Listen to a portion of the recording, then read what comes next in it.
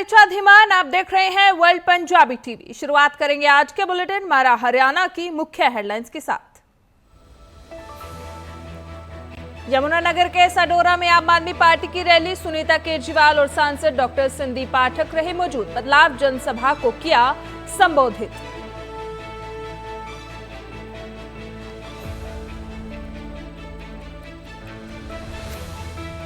फरीदाबाद में ऊर्जा की उड़ान कार्यक्रम आयोजित, महिला आयोग द्वारा किया गया आयोजन। परिवहन मंत्री असीम गोयल बतौर मुख्य अतिथि पहुंचे। शारीरिक रूप से असक्षम महिलाओं ने किया रैंप वॉक। हरियाणा के पूर्व मंत्री मनीष ग्रोवर नहीं लड़ेंगे विधानसभा चुनाव। रोहतक बीजेपी से पूर्व विधायक मनीष ग्रोवर ने किया ऐलान, कहा चुनाव लड़ने में कोई दिलचस्पी नहीं।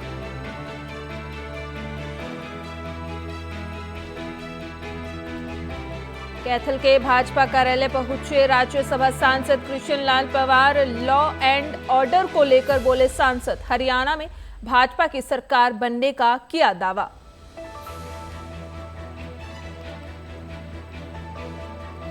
इनेलो बसपा गठबंधन के बाद पार्टियों के कार्यकर्ताओं ने की मीटिंग। दोनों ही पार्टियों के प्रदेश अध्यक्ष बैठक में पहुंचे। 53 सीटों पर इनेलो और 37 सीटों पर बसपा लड़ेगी विधानसभा चुनाव।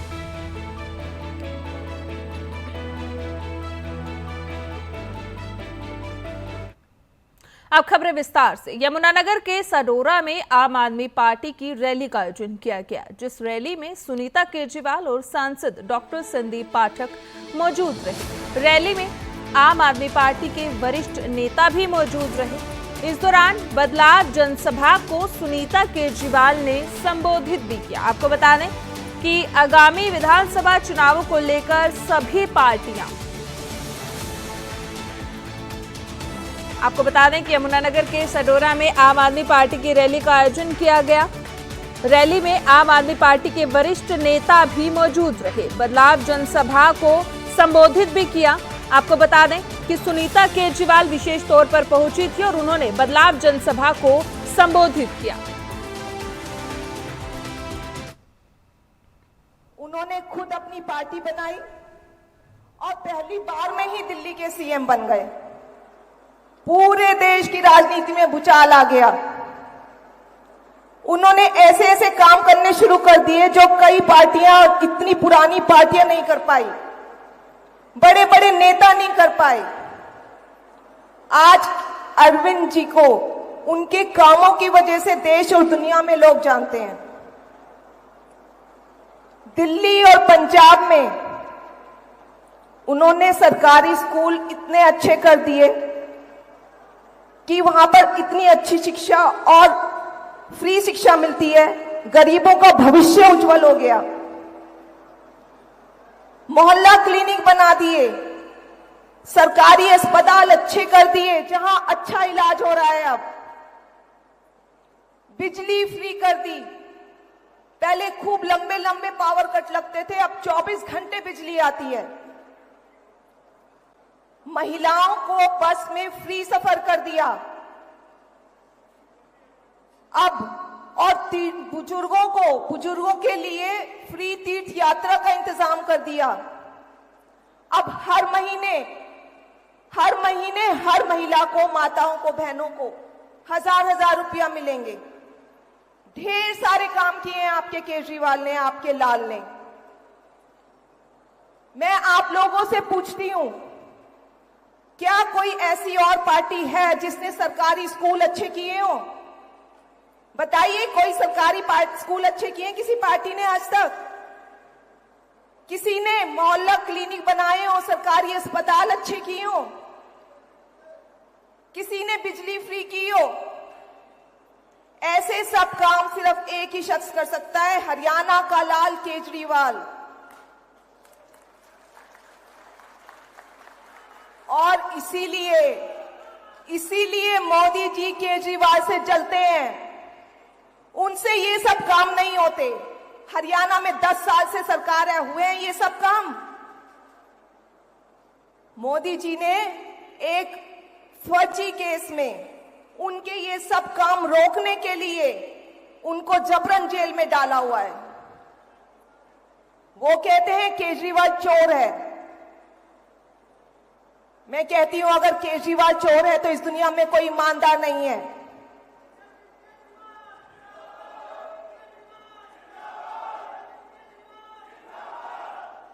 मोदी जी ने आपके अरविंद केजरीवाल को जेल में नहीं डाला, हरियाणा के बेटे हरियाणा के लाल को जेल में डाला है।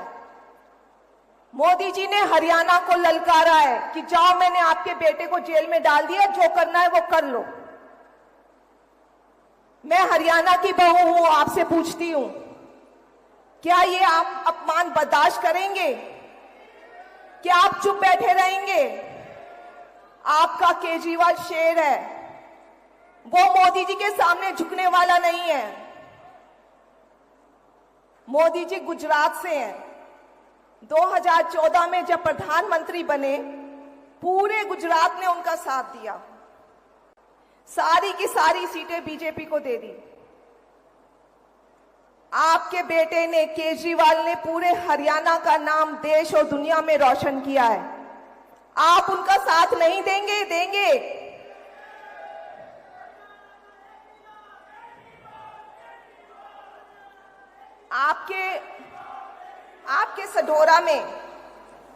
आपके सढौरा में सरकारी कॉलेज नहीं है, कोई सरकारी कॉलेज नहीं है ना। अब बच्चे कहां जाएं पढ़ने के लिए? सरकारी अस्पतालों की इतनी जर्जर हालत है, इतनी बेकार हालत है, कैसे इलाज करवाए कोई उसमें? और शायद किसानों को ट्यूबवेल के कनेक्शन नहीं मिलते, चाहे सिक्योरिटी डिपॉजिट भी दिया हो। खनन इतनी सारी बन गई है, अवैध खनन हो रही है।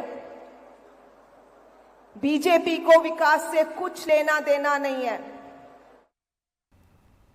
फरीदाबाद में ऊर्जा की उड़ान कार्यक्रम आयोजित, महिला आयोग द्वारा ये कार्यक्रम आयोजन किया गया। चेयरपर्सन रेणु भाटिया ने कार्यक्रम को आयोजित किया। परिवहन मंत्री असीम गोयल बतौर मुख्य अतिथि पहुंचे। शारीरिक रूप से असक्षम महिलाओं ने रैंप वॉक किया। आपको बता दें कि मुख्य अतिथि के तौर पर परिवहन मंत्री असीम गोयल पहुंचे थे। फरीदाबाद में कार्यक्रम का आयोजन किया गया। महिला आयोग के द्वारा ये कार्यक्रम रखा गया और इस कार्यक्रम में विशेष तौर पर हरियाणा के परिवहन मंत्री असीम गोयल पहुंचे। इस कार्यक्रम में शारीरिक रूप से असक्षम महिलाओं ने रैंप वॉक किया।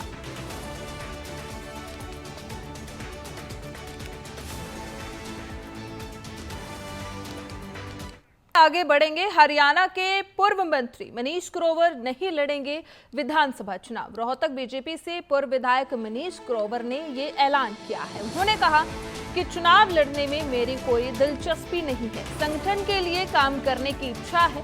इसके दौरान उन्होंने ये भी कहा कि कांग्रेस और भूपेंद्र हुड्डा के खिलाफ प्रदेश में जाकर काम करूंगा।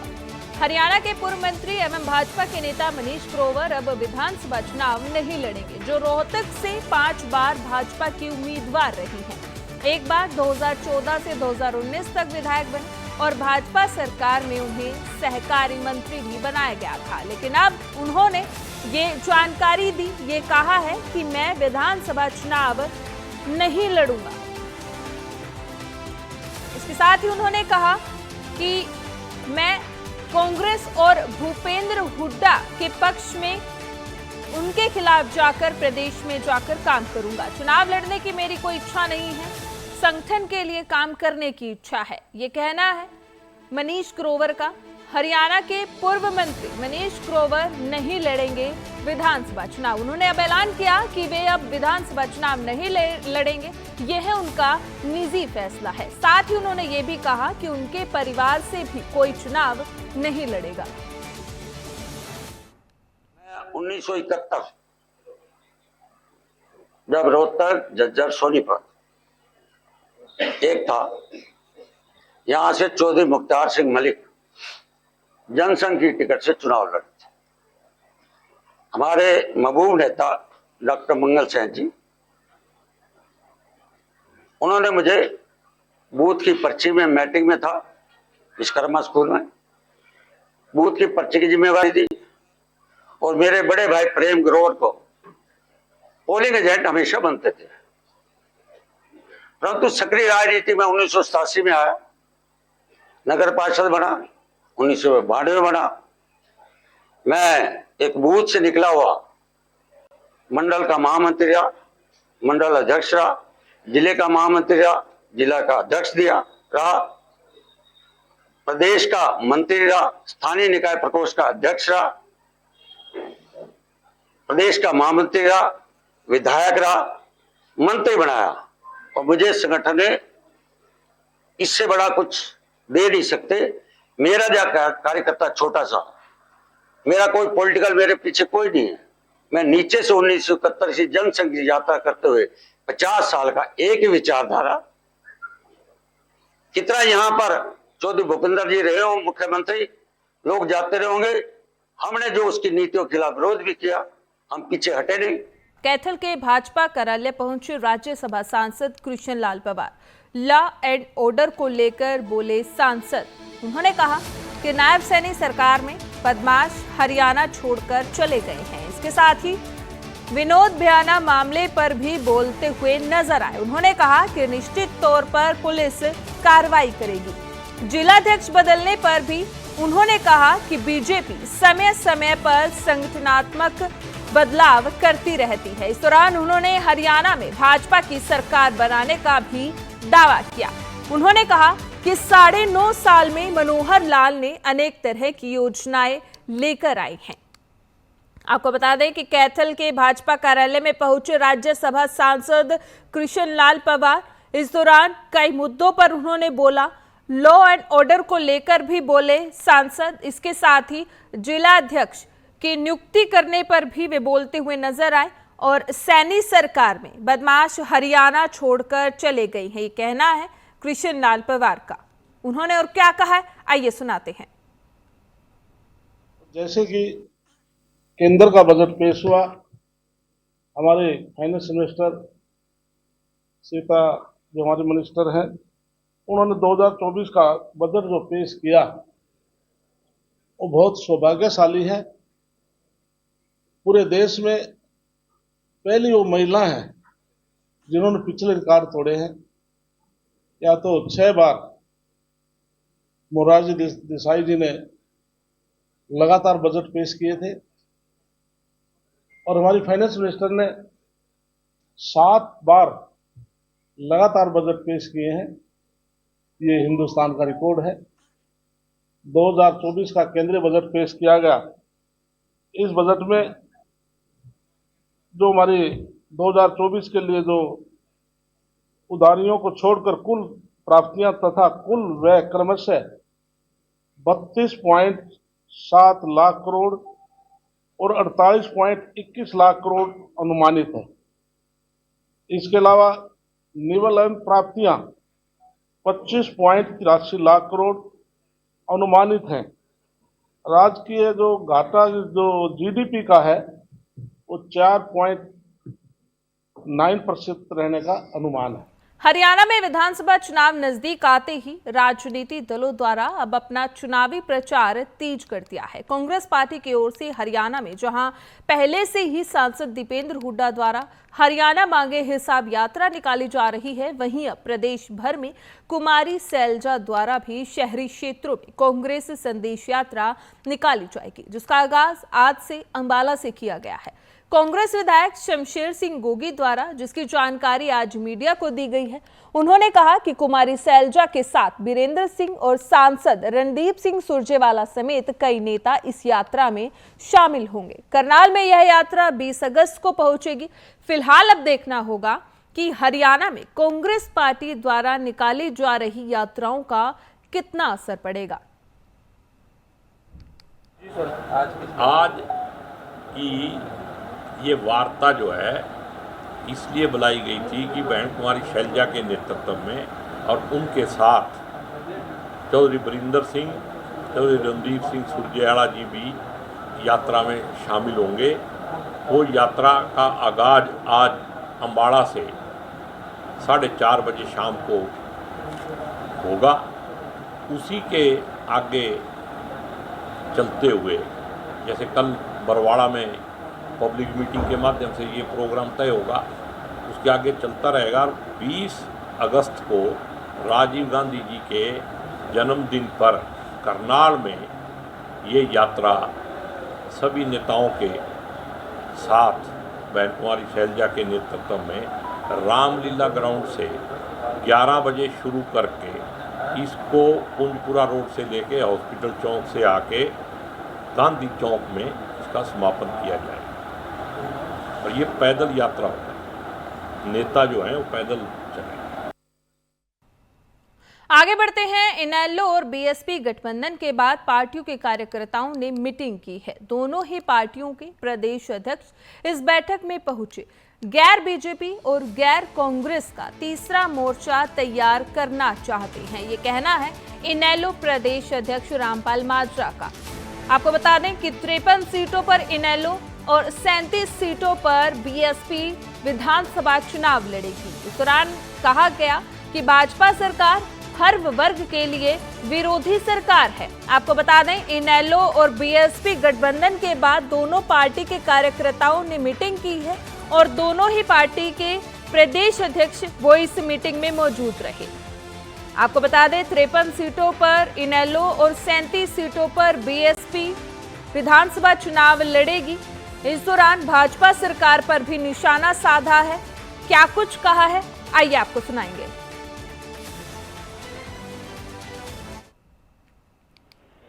पता है, जैसा कि आप सबको पता है कि इंडियन नेशनल लोकदल पार्टी और बहुजन समाज पार्टी का गठबंधन हुआ और ये गठबंधन बहन मायावती जी और अभय सिंह चौटाला के बीच में लंबी बातचीत के दौर होने के बाद हुआ।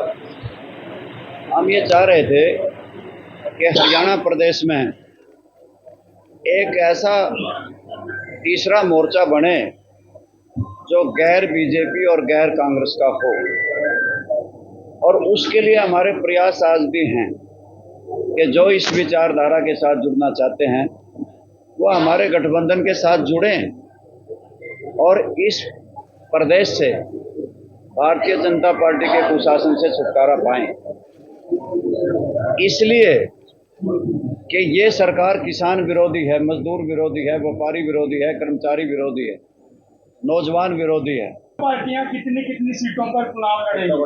हमने ये निर्णय लिया है कि कोई ज़्यादा हमारा इस बात के लिए कठोर निर्णय नहीं है। हमने फैसला लिया कि 53 सीट पे इंडियन नेशनल लोकदल और 37 पे बहुजन समाज पार्टी चुनाव लड़ेगी। अगर कोई जिताऊ उम्मीदवार होगा तो इंडियन नेशनल लोकदल उसके लिए सर्वप्रथम स्थान छोड़ के उसको देने का काम करेंगे। भाजपा एमएलए विनोद भ्याना पर तानी पिस्टल। हांसी से विधायक है विनोद भ्याना। ट्रक यूनियन और वक्फ बोर्ड के जमीनी विवाद में पहुंचे थे विधायक और उस दौरान किसी ने आरोपी के हाथ पर पत्थर मारा और पिस्टल मौके पर गिर गई। भीड़ बढ़ते हुए देखकर आरोपी मौके से फरार हो गए। पुलिस को ये पिस्तौल सौंपी गई। आपको बता दें हरियाणा के हांसी में ट्रक यूनियन के विवाद में पहुंचे बीजेपी विधायक विनोद भ्याना पर बदमाशों ने पिस्टल तान दी, साथ ही गोली मारने की कोशिश भी की। मौके पर लोगों की भीड़ बढ़ी तो बदमाश पिस्तौल छोड़कर फरार हो गए। मौके पर पुलिस बल भी तैनात किया गया। आपको बता दें कि भाजपा एमएलए विनोद भ्याना पर पिस्तौल तानी गई। हांसी से विधायक है विनोद भ्याना। ट्रक यूनियन और वक्फ बोर्ड के जमीनी विवाद में पहुंचे थे विधायक, जिस दौरान ये घटना हुई और किसी ने आरोपी के हाथ पर पत्थर मारा और पिस्टल मौके पर गिर गई। भीड़ बढ़ते हुए देखकर आरोपी मौके से फरार हो गए।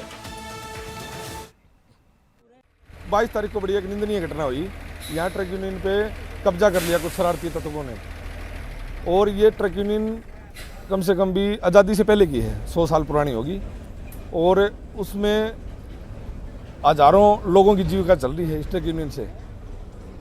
1000 परिवार इसमें कमा के खा रहे हैं। तो 22 तारीख को अचानक आगे प्रशासन के साथ कुछ लोग और प्रशासन ने उनको कब्जा दिला दिया। न कि ट्रक यूनियन को कोई नोटिस दिया, कुछ नहीं दिया। फिर हम यहाँ वहाँ घूमते रहे, विधायक जी के पास गए। विधायक जी ने कहा मैं सीएम साहब से बात करता हूँ। ऐसे जी आज सुबह इन्होंने 5-7 दिन पहले जो कब्जादारी आए थे, 5-10 तकरीबन 30-40 लोग थे बंदूक लिए हुए, उन्होंने हमारी ट्रक यूनियन पे कब्जा किया है तो हमने विधायक साहब के पास गए, विधायक साहब यहाँ ट्रक यूनियन में आए हैं बात करने के लिए, भी देखते हैं। और जैसे दीवार के ऊपर देखने लगे तो एक बंदे ने रिवॉल्वर उनके ऊपर गोली चलाने की कोशिश करी है जी। तो ये सारी पब्लिक उगर हो पड़ी, तब वो भागे हैं। 50 साल से तो मैं देख रहा हूँ कि वहाँ ट्रक यूनियन के लोग बैठते हैं, ट्रक खड़े करते हैं, यानी कि वो ट्रक यूनियन के कब्जे में है वो ज़मीन। पिछले 50 साल से तो मैं देख रहा हूँ, मगर ये लोग कहते हैं कि पिछले 100 साल से ट्रक यूनियन का ही यहाँ सारा तामझाम चल रहा है। अब आज से 2 दिन पहले पता नहीं कोई लोग हैं, मैं तो जानता भी नहीं कौन लोग हैं वो, उन्होंने कोई गलत या ठीक, इसके बारे में मैं कुछ नहीं कह सकता, कोई पटा वटा करवा के और प्रशासन से मदद लेकर के ड्यूटी मजिस्ट्रेट लगवा करके वो जगह खाली करवा ली और दीवार चुन दी। फिलहाल इस बुलेटिन में इतना ही। खबरों का सिलसिला जारी रहेगा। जुड़े रहिए वर्ल्ड पंजाबी टीवी के साथ। दीजिए मुझे इजाजत। धन्यवाद।